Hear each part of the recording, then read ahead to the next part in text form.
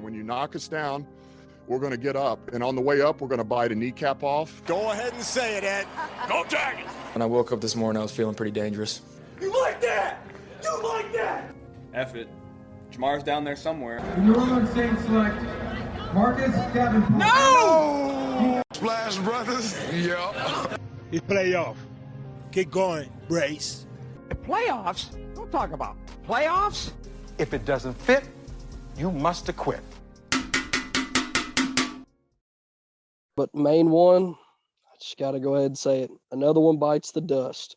That's a running back, that is. Unfortunately, Breece Hall goes down with a torn ACL. Was looking like a really big breakout candidate, a running back this year. Seems like it always happens. You know, every year one or two guys go down with a big injury, and he was another one, following up Javonte Williams going down earlier this year. But really sucks, but Breece Hall goes down. We're going to see. It's kind of to be determined who's going to step in and fill that role. But we'll just have to see how it's going on that high-powered Jets offense, and that's kind of ironic to say. Next one, going to be Matty Icy Hot on that shoulder. I told you, he was putting some icy hot on that shoulder after those 57 passes last week. Same thing, threw another 40-something passes, ends up getting coming down with some kind of a shoulder injury. They're not specifying what it is, but he's going to be ruled out indefinitely pretty much right now. And actually, they said they were going to bench him anyway after this past game, and they're going to roll the dice with their younger quarterback, Sam Ehlinger, and see what he can do with the offense. Honestly, kind of a downgrade in general for the Indianapolis offense personally. I did not think Ehlinger was that impressive when he was in Texas. He does have more rushing capability, which is more of this new age quarterback that we seem to see. He's probably got 5 to 8 rushes a game upside. And, you know, those little bit of points can really help out, as we're seeing with some of these younger quarterbacks that aren't throwing the ball particularly well, but do have value in fantasy football with that rushing floor. So we'll see how that works out. But, yeah, Matty Ice is put on ice and pretty much done for the rest of the year. Next one we're going to talk about, all aboard the Gus bus. That's right, the Gusinator. Gus Edwards has broken loose. Honestly, I did not think they were going to give him that many carries right out the gate coming off an injury like that, but I guess they were desperate. I mean, who wouldn't be desperate whenever Kenyon Drake comes out there and runs so efficiently for you with 11 carries for 5 yards, for Pete's sake? I mean, you literally just have to fall forward at the line of scrimmage, and you probably can average better than that. But either way, Gus Edwards looks like the man to have in Baltimore right now. Unfortunately, for everybody that picked up Kenyon Drake, I mean, honestly, I knew Gus Edwards was going to factor in originally, but I just didn't think it would be immediately like they did. And Kenyon Drake was a flop big time. I mean, I'll be the first to say it. I didn't pick him up because honestly, I didn't need a running back in any of my leagues really. I'm still thin at wide receiver on a lot of my teams, but Gus Edwards looks like to be the man. So if you need immediate running back help or a bye week fill in, Gus Edwards is your guy. And then last but not least, Jimmy G, CMC in the SFC. It doesn't matter. Kansas City by 20. So Kansas City, you know, smoked San Francisco at home. And as the biggest news probably in the NFL, CMC, Christian McCaffrey, gets traded from the Panthers to the 49ers for 2 bags of chips and a bag of Skittles is what it seemed like. But it ended up actually being a 2nd round, 3rd round, 4th round pick for next year, and then a 5th round pick for 2024, which to me seems super cheap for somebody as electric and game changing as CMC. But I guess with his injury history and as desperate as Carolina is to have a fire sale, they decided to just go ahead and let him go for cheap. But anyway, I think it's better days to come for San Francisco as CMC gets more acclimated to the offense. And I really think this gives Jimmy G a big boost at quarterback, because honestly, how does it not boost a quarterback when you have Christian McCaffrey dump the ball off to and pick up 10 to 15 yards almost every short pass? But that pretty much ends the headlines. There's a few other things that we could talk all day about headlines, but we're going to jump right on into the injuries here. Going first off, Mark Andrews. I think this is more just a maintenance thing, but as of this morning, he was a DNP for today. He played 88% of the snaps on the weekend, over the weekend in his game, and he had no reported injury, so more than likely it's just a maintenance day, but keep an eye on it if you got Mark Andrews because he's one of the only two good tight ends in the league. So moving on, next guy, Deebo Samuel, listed as day-to-day. Did not list a designation for his practice today, but he come up with a hamstring injury after the game. They said that could have had something to do with why he was somewhat limited in the second half of the game. Who knows? Either way, the coach said he's day-to-day. That's good. I'd watch to see how he practices the rest of the week, see how it works out. But also, honestly, with CMC coming to the picture there, I think this somewhat limits his versatility. I think he's going to be a lot more of a wide receiver than he will be a running back now, as long as CMC stays healthy. Moving on, Marquise Brown, it's for sure he's on IR with a foot injury, out at least 4 weeks or a month, whatever you want to call it. We didn't know that whenever I recorded this podcast last week. So I just want to update y'all. Marquise Brown out on IR, going to miss at least 4 weeks. Next, Mike Evans, come up with an ankle injury. Honestly, I would have acted like I had an ankle injury too if I would have dropped that 60-yard bomb from Tom Brady that landed in my hands. But either way, ankle injury coming off the weekend. He was did not participate or a DNP on Monday. So I would say I would caution for the rest of the week given his injury history. But he did, I believe, stay in the game. He was seen limping off toward the end of the game. So it could be one of those short-term injury things, but I just keep an eye on it and see what happens with that. Moving on, Amon-Ra St. Brown. It's really hard for Amon-Ra St. Brown owners because they just got him back. Then he gets concussed early in the game. They rule him out very quickly, which kind of scared everybody because typically with concussions, you're pretty much going to be out at least a week.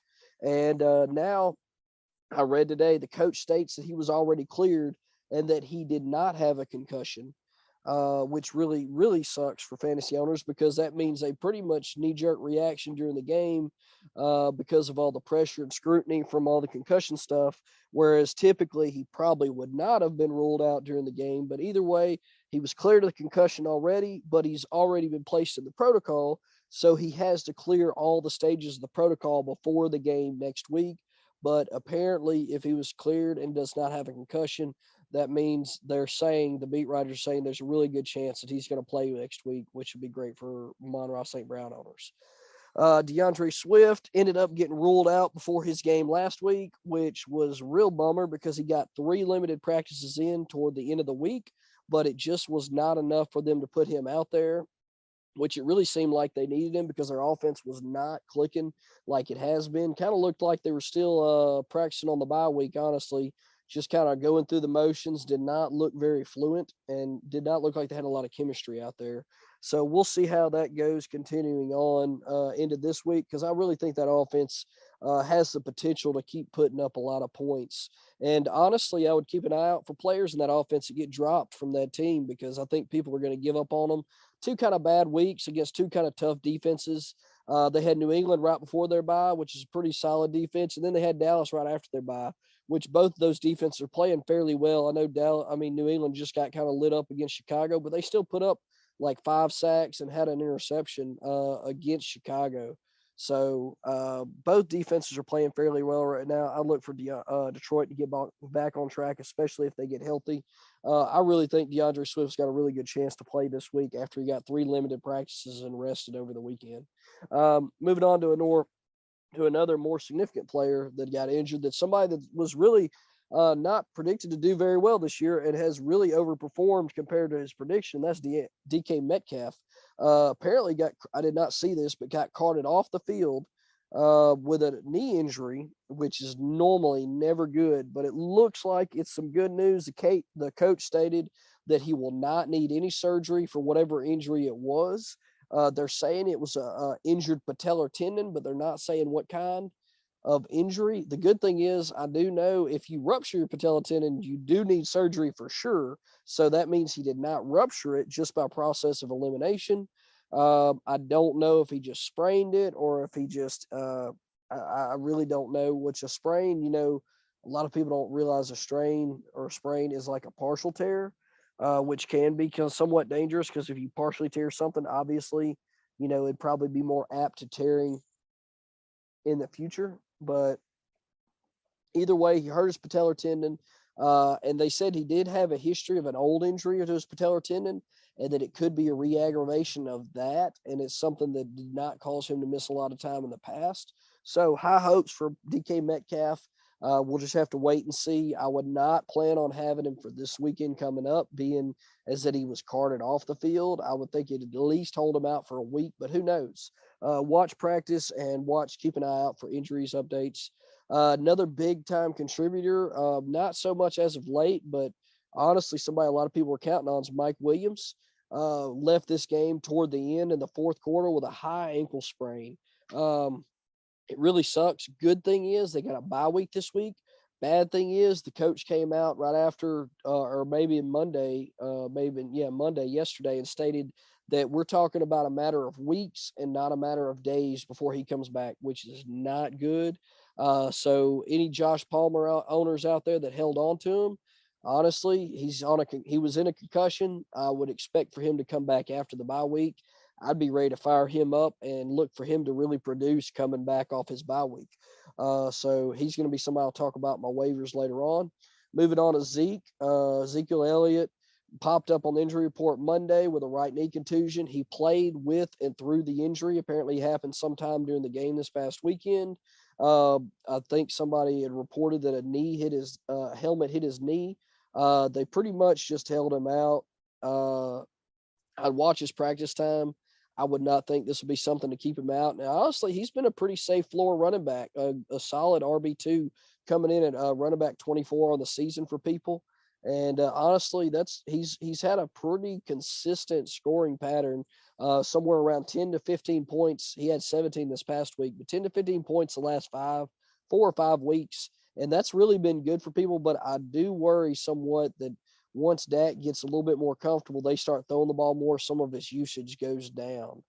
So this could be a point where if he plays this week or gets ready to play, he might be a sell high candidate if you can ship him out for somebody.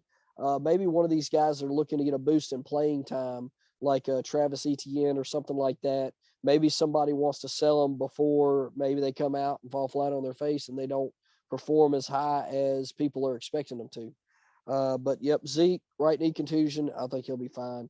The big one for the week, we already covered it in the headline a little bit. Breece Hall tore his ACL, done for the season. Prayers and thoughts go with him. But he's young. He'll bounce back. They do say for keeper and dynasty league participants, they do not expect him to be back until full strength until probably week 4 or so next year. So that does kind of suck because you will not get him in the early part of the season next year. Will that happen later in the part this year?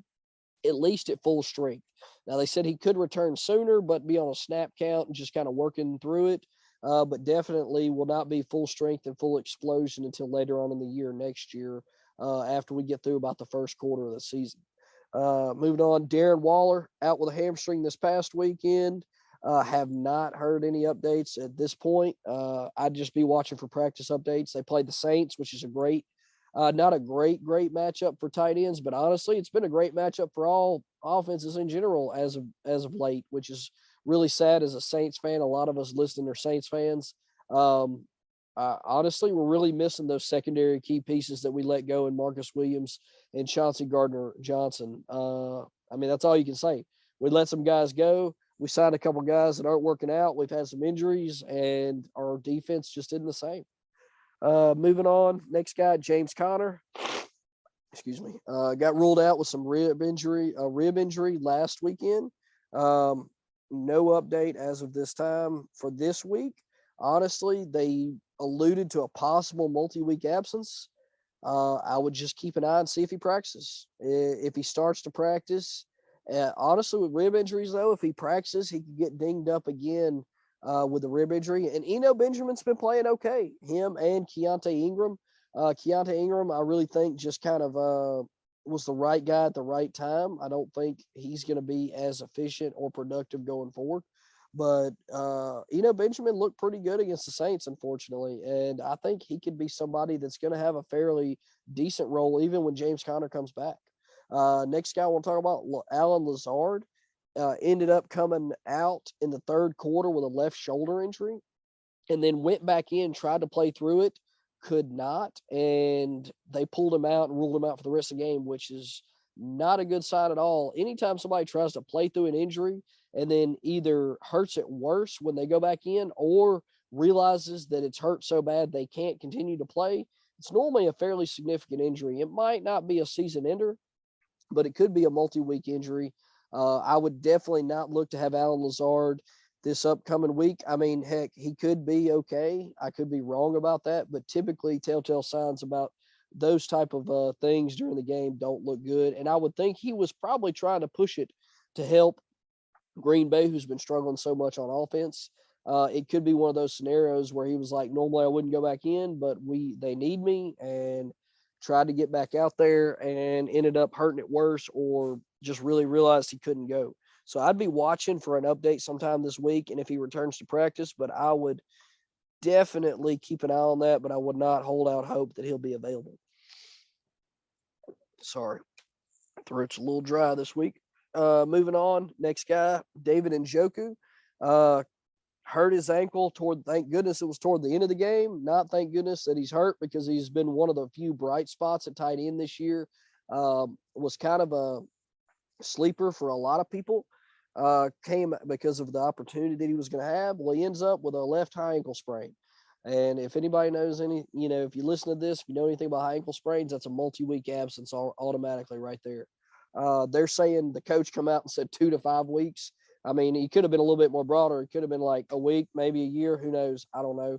But he said 2 to 5 weeks. So he's probably somebody, if you could hang on to him, because he's got so much upside, especially when Deshaun Watson comes back toward the end of the year. He's so athletic and such a good pass catcher. You really want to hang on to him if you can. If you have an IR slot, slide him into that slot. Pick up one of these guys I'm going to talk about and just kind of stream off the waiver until you can get back with him. Because normally if you had a solid tight end, you probably didn't have a backup on your bench. Next guy I want to talk about, J.K. Dobbins. We talked about him being injured last week, said he probably wasn't going to play. He ended up getting ruled out, and they ended up doing a knee scope. They put him on IR, which means he's going to miss at least 4 weeks. As far as I've read, there was no significant damage. Everything looked good from the knee scope, but I guess there was something they were worried about him re-injuring. Haven't seen any updates as far as if there was anything significant, but as far as we know, he'll be back in 4 weeks after he can come back from the IR.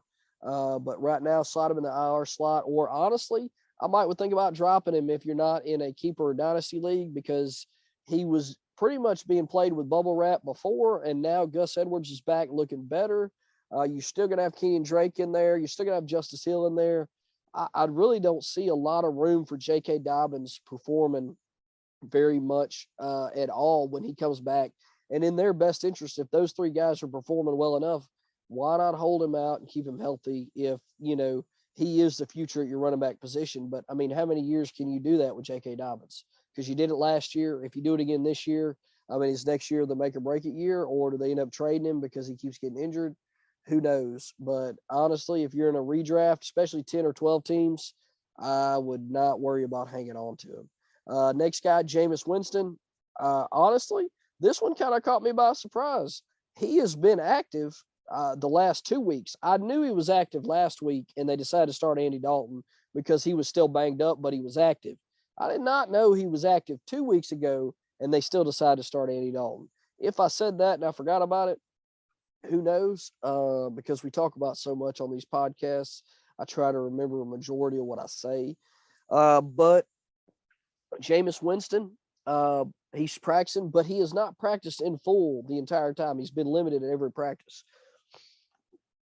So if he does get a full practice in sometime this week, I would keep an eye to see if they end up rolling him out there, because he was their guy. But Honestly, I think Andy Dalton's playing fair enough to win his games. Our defense is just kind of letting us down. Now, yes, Dalton did have 2 pick sixes. Don't get me wrong. One of them was probably his fault, but another one bounced off the guy's hands and then hit him in the helmet and bounced up, and the DB caught it and ran it back for a touchdown. So that was not Andy Dalton's fault. And honestly, that was the first one. And I really think it got in his head because the second one was pretty blatant and not a mistake that he's been making so far this season. It was kind of a snowball effect. They still almost won the game thanks to him, continuously moving the ball and getting them in good field position. So I really think they keep rolling with Andy Dalton until either Andy Dalton really causes us to lose the game or he gets hurt. Personally, that's just me. Michael Thomas out, injury, no update. Who knows? Apparently the injury that he had was a 4-week injury. I do not remember seeing that in any of the press releases or anything anywhere, but I heard that on the radio today. It was a 4-week injury initially thought, and we're coming up. This will be week 4. If he does not practice or play this weekend, then there's going to be a lot of questions. Did he have a setback, or is he just holding out and not rehabbing and pretty much just not wanting to play like he has done in the past? So we'll see if they answer any of those questions. Keep an eye on him for him to get back at practice this week. We'll see. And the last guy, I poked a lot of fun at this guy already this year. I'm going to poke some more fun now, but it's because it's a lot of fun. Russell Wilson ruled out last week. There has not been an update on his practice status this week, but the coach said he is on track to return to play this week with a power chair. Whether the battery is fully charged or not, they're going to put him out there in that power chair and just let him have at it, because honestly, Brett Ripien did not look good at all. Excuse me. He did not look good at all against the Jets defense that has been playing okay in his defense, because Sauce Gardner took away Cortland Sutton. Cortland Sutton had 3 targets, no catches, completely disappeared. And honestly, Sauce Gardner looks like the real deal. And if the Jets defense can have a number 1 corner like that and have a young quarterback that hadn't had a lot of experience, and your number 1 wide receiver gets taken away, you don't really have a lot of experience at tight end. You don't have a good running game. Honestly, Brett Ripien was pretty much doomed from the start, and I don't see it getting a lot better with a crippled Russell Wilson coming back out there that can't throw the deep ball. He's got a hamstring injury, so he can't scramble as well as he normally can. Honestly, I just stay away from Denver in general, but Russell Wilson's supposed to be on track to return this week. We'll see, and we'll probably see another 9-point performance by their offense. And that pretty much wraps up our injury update. We're going to move on to our top waiver targets for week 7. I've got quite a few this week, so I'm going to roll through them as fast as possible.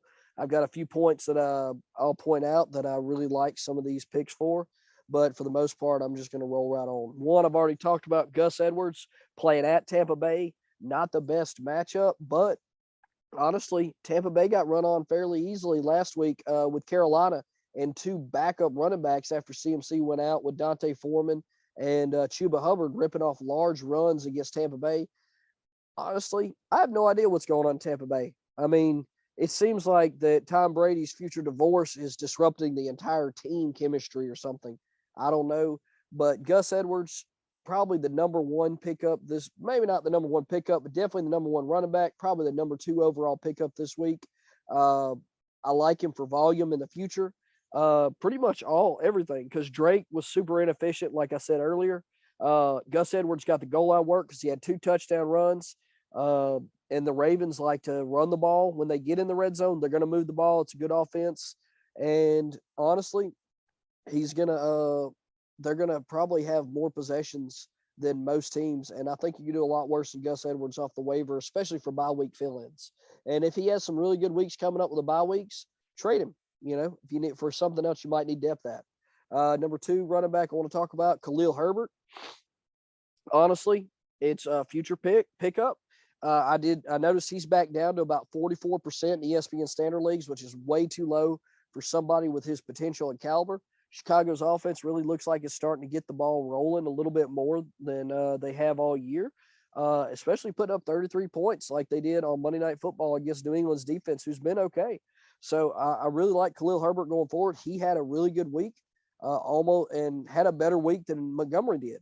And if the Bears don't trade Montgomery, I really don't know what to tell you. I mean, if Carolina's over there shipping off CMC, you can't tell me that the Bears aren't thinking, man, we need to trade David Montgomery, because Khalil Herbert looks good, and he's playing really good alongside Justin Fields right now. That's tough matchup this week against Dallas, but I like him for the future.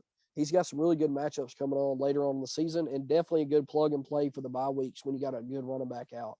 And even a flex play going forward if David Montgomery gets traded or gets hurt. Number 3, my pickup for the Carolina backfield is going to be Dante Foreman. Honestly, he was my pickup before he got traded. I didn't get a chance to make an emergency podcast. I was out of town. But Dante Foreman's my guy in the Carolina backfield. Chuba Hubbard's going to get opportunity. I really think it's going to be about a 70-30, maybe a 60-40 split. But I think it's going to be Dante Foreman. He's just more efficient so far. He actually played fairly efficient last year whenever he had his chance playing for Derrick Henry in Tennessee. So I like Dante Foreman a lot. Plus, they have a really good matchup this week at Atlanta.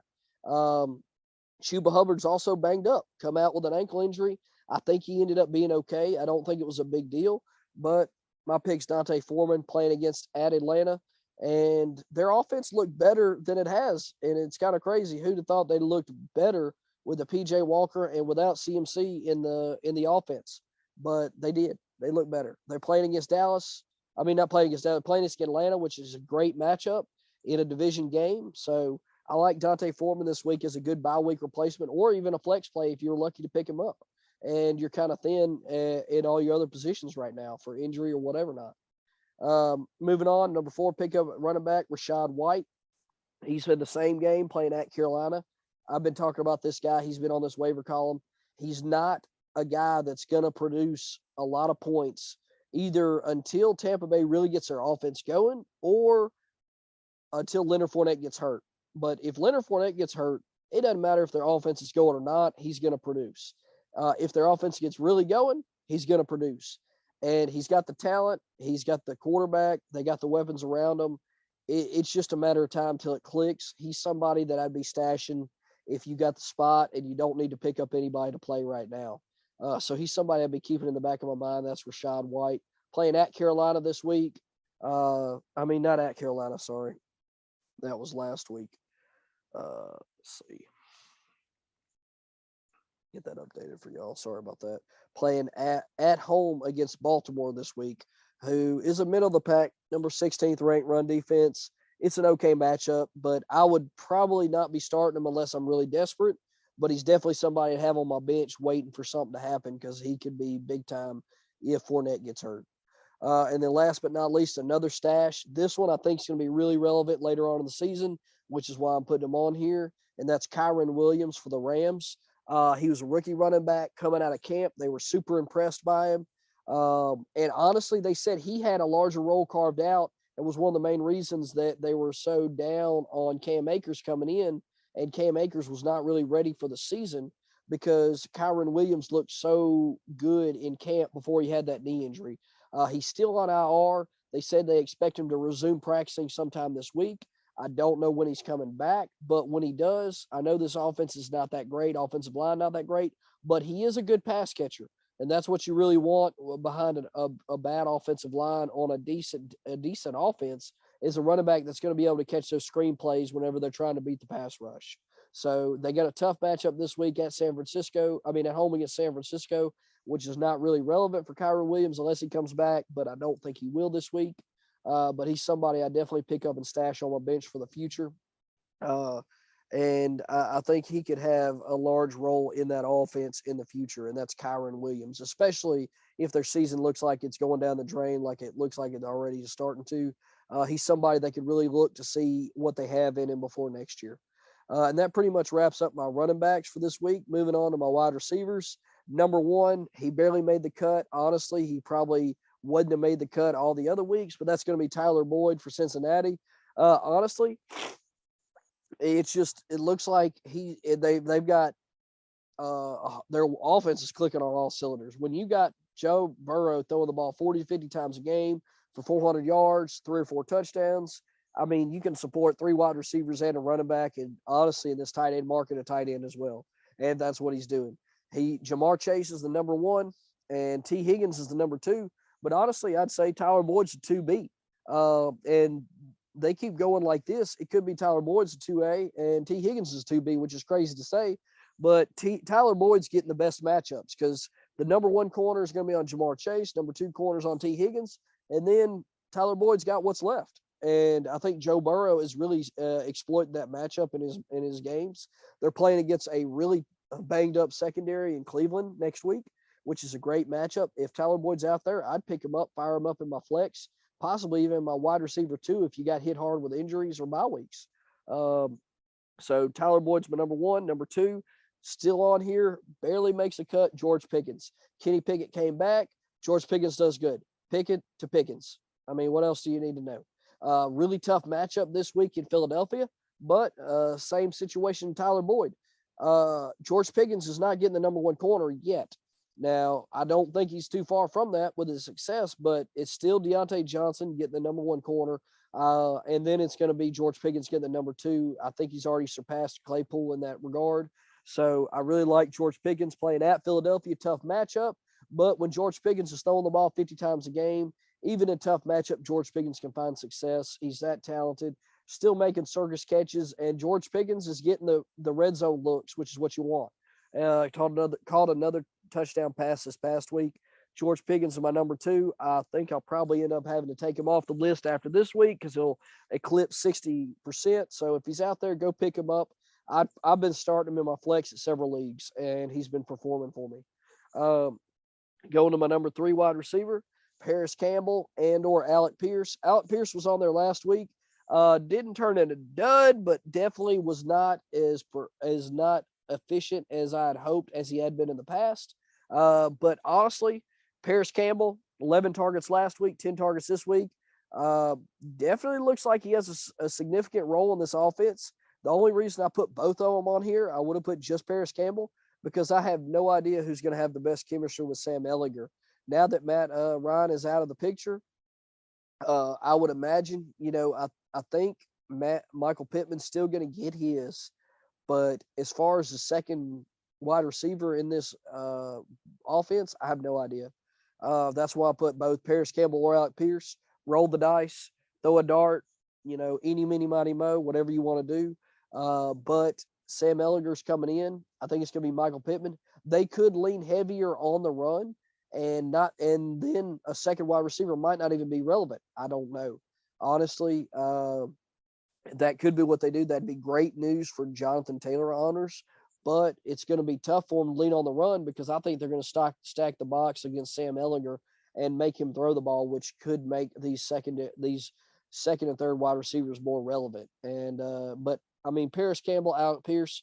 If I had to pick, I'd pick Alec Pierce because I think he's got more talent. He's a bigger wide receiver and a bigger target for the younger quarterback to throw to.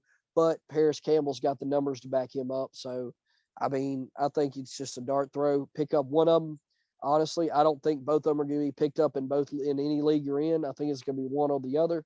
Pick up the one that's available and just see what happens. I would not play either one this week just to see what happens with a new quarterback, though. Moving on to my number 4 pickup. This one is strictly volume based and depends on injury, and that's Marquise Goodwin for Seattle. They are also going back to Paris Campbell, Alec Pierce. If you do have to play them this week, it's not a bad matchup. They're playing at home against Washington, terrible secondary. So that is a good thing about them. If you do need to play one of them that you pick up, they could look good, but it also might be a situation where if you pick one up, you might sell them as soon as possible.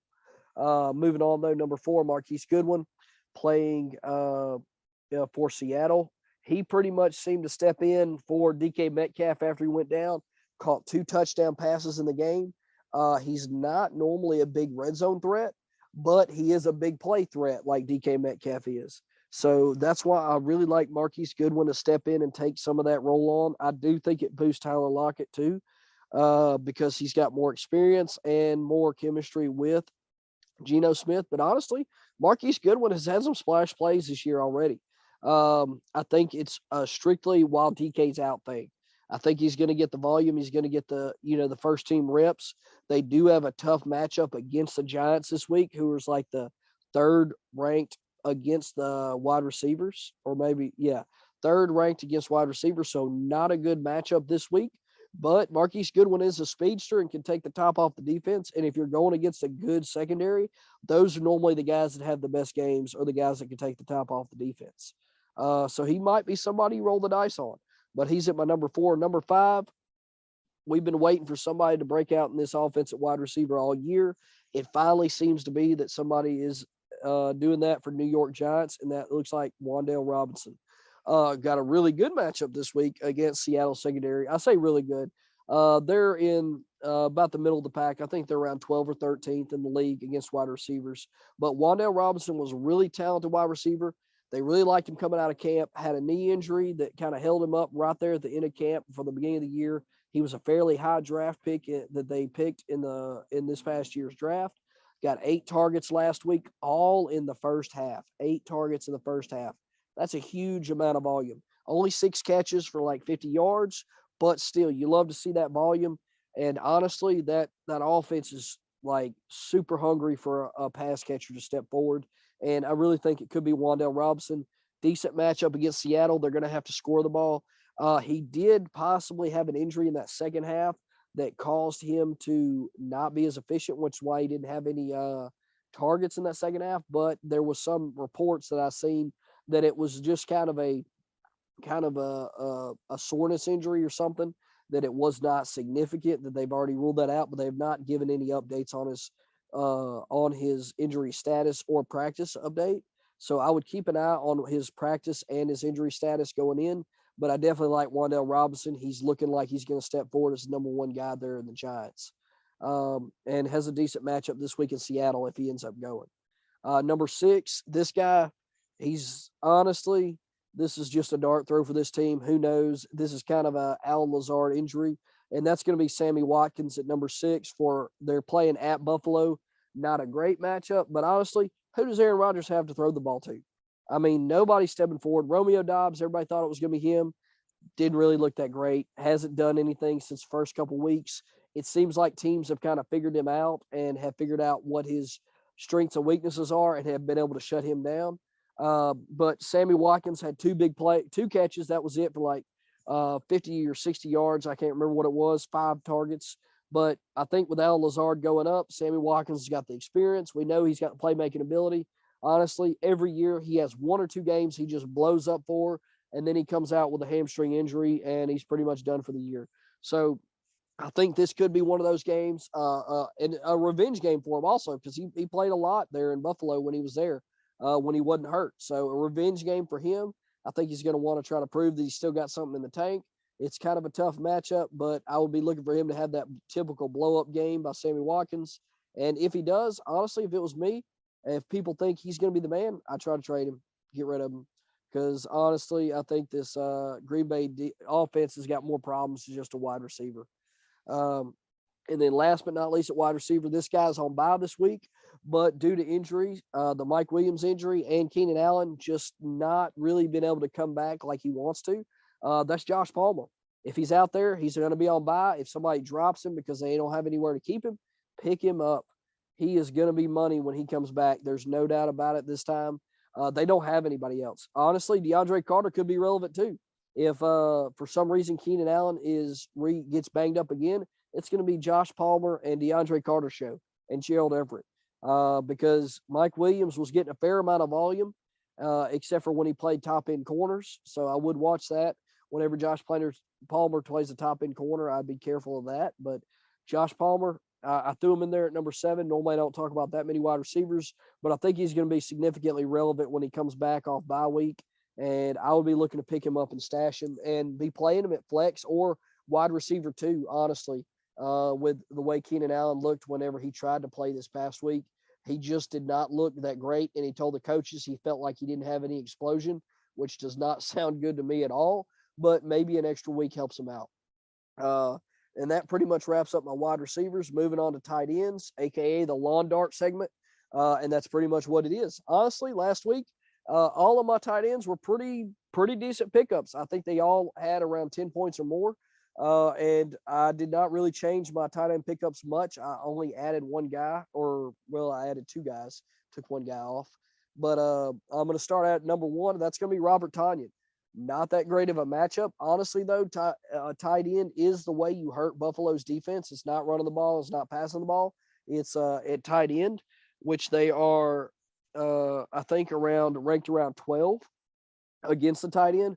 But honestly, this is just more a bump in volume and Aaron Rodgers' comfort zone. He doesn't have hardly anybody else to throw the ball to. He did not throw to him a lot last week, which I felt like it was just matchup based, and I felt like the defense keyed on him. Buffalo could key on him. It might not be that great, but honestly, at tight end with bye weeks, with Travis Kelce being on bye week this week, what other choice do you have but to roll the dice on somebody that has had a history of double-digit targets and should be having to throw the ball a lot because Green Bay is going to get smoked by Buffalo's offense. Of course, that won't happen now that I said it, but in the predictions, Buffalo's offense has been rolling over everybody without even thinking twice. And so that means Green Bay is going to have to throw the ball, and I think Tonyan gets a lot of targets. And if they get in the end zone, I think he's got a decent chance to catch that ball if they do throw it to the end zone. Number two guy, same guy as last week, Taysom Hill. Honestly, if y'all are like me, I started him in one of my leagues at tight end, and I got a notification that he had two big plays in the first half, and I thought we were going to be in for one of those 30-point Taysom Hill games, and ended up the week with like 11 points, which is still okay at tight end. I'm okay with that. I mean, he had like three big plays, and that was it, or three significant plays, and that was it. But if you can give me 11 points, I'll take that every week with a chance at 30-something points. And not to mention this week, they're playing against the 29th ranked defense against tight end in the Las Vegas Raiders, whose defense is quite terrible, but their offense is actually okay. And playing against our defense, who has not been that great this year, especially against better offenses that have been underperforming, it seems like they have their best game of the year against us. So I figure they're going to try some trick plays with Taysom Hill, trying to generate any points they can. I like him as a number two pickup. I'd pick him up, fire him up, no problem this week. Number three pickup is going to be Harrison Bryant. This is strictly based off the Njoku injury. We actually seen Harrison Bryant be somewhat relevant with Njoku a few weeks, getting a few extra targets here and there. Now that Njoku's out, I think his usage goes through the roof. He's a great pass-catching, athletic tight end. He's not bad at pass blocking, not bad at blocking also, which I think held him down. But now that Njoku's out, I think they really need that help at pass catcher more. And I like Harrison Bryant this week playing against Cincinnati. Not the best tight end matchup, but I think you got to chase the volume here. And with bye weeks and injuries, I think you could do worse than picking up Harrison Bryant starting him. Number four, Evan Ingram had a pretty solid week again last week. 8 targets, 6 catches, like 50 yards, no touchdown. But what else can you ask for in tight end other than like 11 points or 10 points, whatever it was, somewhere around there. Playing against Denver, really tough matchup. They're really good against tight end. But once again, he's getting the targets. He's an athlete. And Trevor Lawrence trusts him. And I think you could do worse. That's Evan Ingram playing against Denver, number 4 guy for me. Number 5 for me this week. In a really crowded offense, Hayden Hurst is still getting it done for tight end capability because tight end's so hard this year. I think he had around 10 points again last week. Their offense just seems to be clicking. They're playing at Cleveland. Another tough offense, another tough matchup for a tight end, but on bye weeks and injuries, I really think you could do worse than starting Hayden Hurst, especially with their offense throwing as much as they do each week. I really like how their offense is clicking, and Joe Burrow seems to have a lot of good chemistry with Hayden Hurst. And then finally, last but not least, this is a really long shot, but that's number 6. It's going to be Juwan Johnson. Basically, I know it's crazy, but you could start 2 tight ends for the Saints right now with Taysom Hill and Juwan Johnson. Juwan Johnson seems to be getting the red zone looks from Andy Dalton. Caught 2 touchdowns last week, has had a history of 2 touchdowns earlier in the year with Jameis Winston. Really just seems like when they're in the goal line set, Juwan Johnson is getting those routes and is getting looks from his quarterbacks. And they're playing against the Raiders, who we just talked about, 29th ranked against the tight end this year. And I think it's going to be a shootout at best. They're playing at home. So I think Jawan Johnson's got a good shot, whether it's Jameis Winston or Taysom Hill in the backfield. I think he's got a good shot to put up another solid fantasy week for you at tight end. And that pretty much wraps up my tight ends. Moving on to quarterbacks, keep rolling through these guys. Number one for me, still Jimmy G. Put up another solid week at like 20-something points, even though they got smoked by Kansas City. I had a feeling it was going to still be a shootout. They were chasing points the whole game. And honestly, I like Jimmy G a lot more the rest of season. Now, they just added another huge piece to their backfield in CMC, a really, dynamic pass catcher.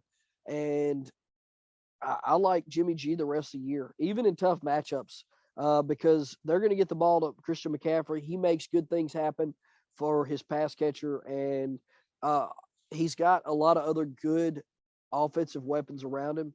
I think he's just a game manager, but when all you need to do is get those guys the ball and let them make plays, Jimmy G can do that easily. And they have an excellent defense. Even though they got beat pretty bad by Kansas City this past week, it's still a really good defense, which is going to create more possessions for them and give him a chance to put up more stats. Jimmy G's number one. I got a feeling he will not be on this list next week because I think he'll be too highly owned. But he's playing the Rams this week. Not the best matchup, but like we just said, got a lot of playmakers and got the opportunity.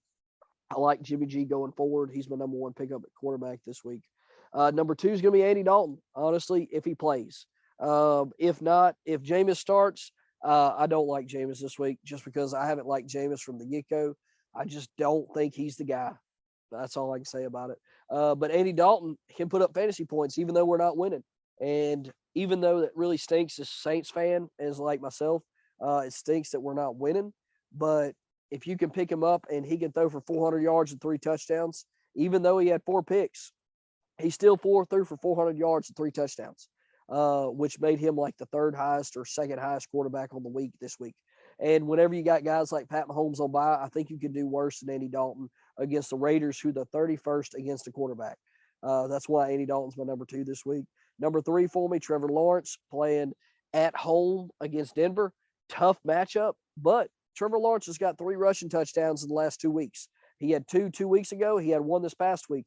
And honestly, that's what gets quarterbacks through tough matchups is rushing upside. And Trevor Lawrence has got that for you, especially in the red zone. He's also throwing the ball fairly well. Seems like the offense is kind of slowly getting going again. Denver's a tough matchup, but their offense is so terrible and their defense is having to stay on the field so long. It's really making it hard for their defense to keep up with offenses. And I think Jacksonville can get it done, and I think Trevor Lawrence has another good enough week to get you by through the bye weeks. And then number 4 for me is going to be Daniel Jones. Exact same reason I just said Trevor Lawrence. The legs, they get you through. They have a good floor. Trevor Lawrence has been running the ball. I mean, I think he's averaging 8 or 9 times a game every year. I mean, every 8 or 9 times a game all year. Excuse me. This past week, he eclipsed 100 yards with his legs. 10 rushes for like 107 yards. And he's still always got that touchdown upside when he runs the ball. Even though they give it to Saquon a fair amount in the red zone, he still has that upside and ability if for some reason they're having problems against Seattle. And we know that, Seattle's defense is not near as good as their offense. So I like Daniel Jones this week. And he's the number 9 quarterback in fantasy right now. I think you could do a lot worse than picking up Daniel Jones and starting him at Seattle. Number 5 for me, Marcus Mariota was on there last week. I told you to roll the dice with him if you had to. He ended up putting up good numbers. I think it was the number 6 or 7th fantasy quarterback this past week with like 26 or 25 points. This week, he's playing against Carolina at home. Another tough matchup. But honestly, every time Marcus Mariota has a tough matchup, he puts up points because he runs the ball. And that's another safe floor quarterback for you playing against Carolina, who we have seen put up points against tough defenses. And Atlanta's defense is terrible. So who's to say that Carolina this won't be a matchup. 2 terrible teams putting up points against each other are going to put up fantasy points. And I think Marcus Mariota's got a good chance to put up some more solid fantasy points.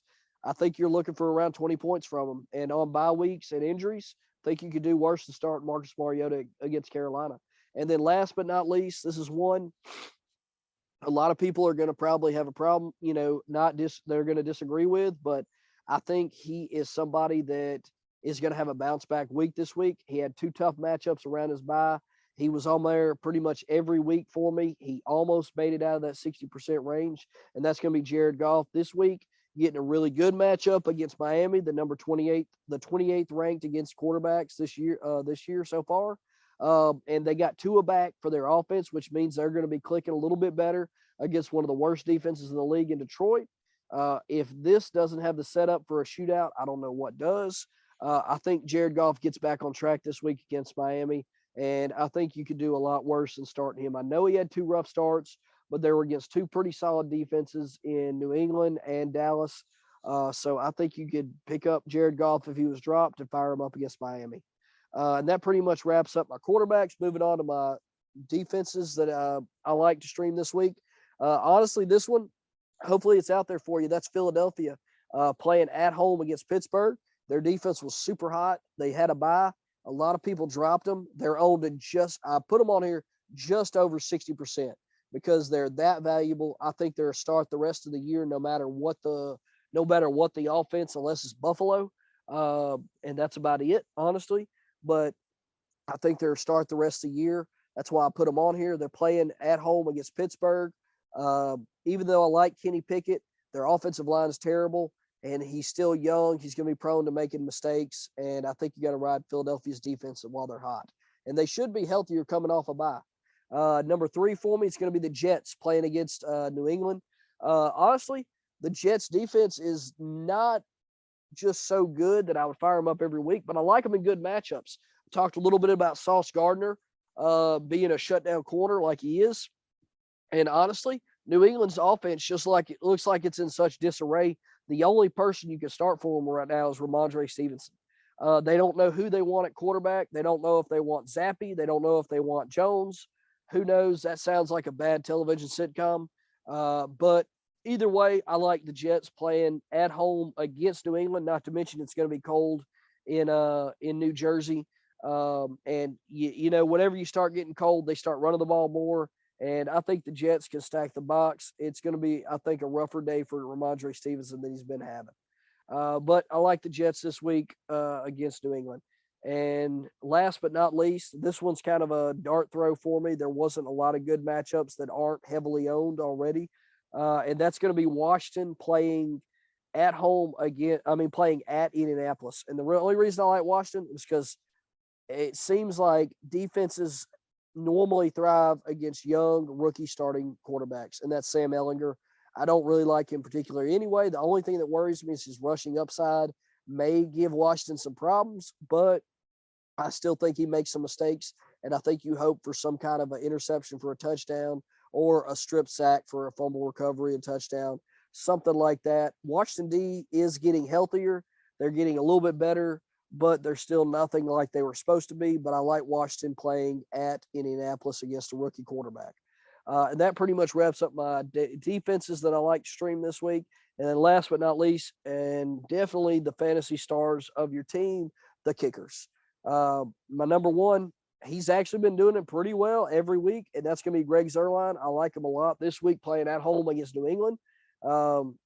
It's a really good matchup for kickers playing against New England because they have a fairly good red zone defense, which means they hold to a lot of field goals in the red zone. But I like him a lot this week at number 1. Number 2 is going to be Jason Myers, who's been coming on here of late for Seattle. Honestly, with Seattle being as successful their offense, their red zone offense has been really good. So he has not been kicking as many field goals as he has extra points. But New York's run defense is really red zone defense in general is really good. They're playing at Seattle, which I think gives them a little bit of an edge, but I think it also gives him an edge because he's more comfortable kicking at home. And I think Jason Myers has a pretty decent week kicking the ball this week against the Giants. Number 3 is going to be Graham, same game, other kicker, Graham Gano at Seattle. Just for the mere fact that playing at Seattle, 13th man, I think comes into factor in the red zone. And I think that gives Graham Gano more of a chance to kick more field goals, he's been doing really good at kicking field goals all year for the Giants, which they're not afraid to kick the ball and just kick for 3.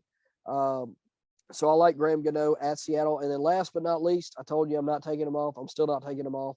and that's going to be Young Ho Koo playing at home against Carolina. This is strictly based off a matchup where I think it's going to be more of a shootout,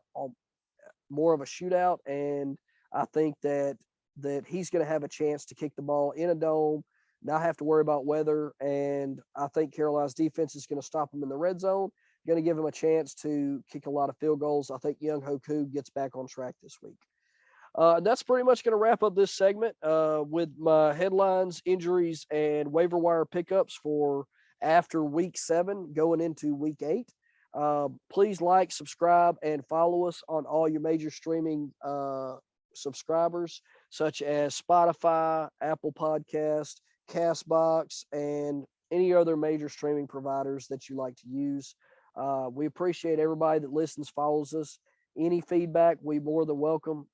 And good luck on your fantasy week coming up. And we'll get this posted as soon as possible. And we look forward to bringing you some more content later on in the week in our studs, duds, and overachievers and start sit sleepers as I get back at it with Josh Williams at the end of this week.